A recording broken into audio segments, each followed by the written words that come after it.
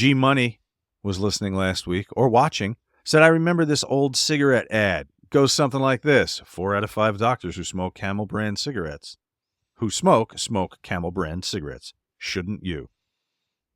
That was, you threw one of those out last week when the old cigarette ads you had. I remember seeing, not in my lifetime, but subsequent to when they ran first, the Flintstones were advertising a cigarette brand. I don't remember which one on those old little commercials, black and white Philip commercials. Morris was huge. Was it Philip Morris that ran the Lucy show? Oh, who sponsored? Yeah, who sponsored them? I don't remember that. Back in those days, it was like you had one sponsor.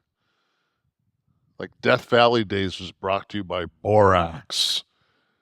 Yeah. You know? And they called the soap opera got its name because they were sponsored by the detergent companies. Yeah, it was. Not that we don't love our sponsors. The original sponsor of I Love Lucy was Philip Morris. My father smoked Philip Morris's. Were they crush-proof box? Were they filterless? Because I know the Camels and Luckies were. I think that I'm pretty sure he switched to menthol. I don't know when menthol became like a wow, thing. That's so urban of him. My dad grew up in River Rouge, man. Fucking Detroit. The only way my dad was an athlete in River Rouge was he was on the swim team. Was he? Yeah. He was a swimmer. My dad could smoke fucking 8 packs of cigarettes and still we'd go up to this fucking lake. It was like 1.5 miles, 2 miles across.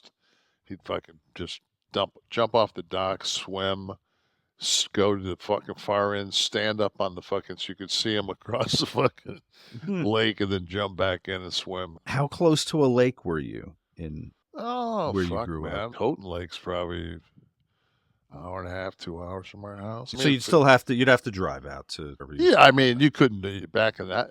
Even in those days, like Lake Erie was, Lake Erie. I mean, the Detroit River, Lake Erie was fucking 1 mile from our house.